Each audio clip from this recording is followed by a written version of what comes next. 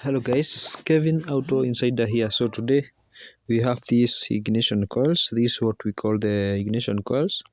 I have 3 of them here with me. So I'm going to show you how we test the ignition coils with the multimeter. So I'm going to turn my multimeter to test the resistance for both or each of the ignition coils. Okay, you can see I have 3, so I'm going to test the resistance. So as I'm holding these are 4-pin ignition coil, so I'm going to test the resistance for each coil. Okay, so I'm going to use the first pin and the last pin.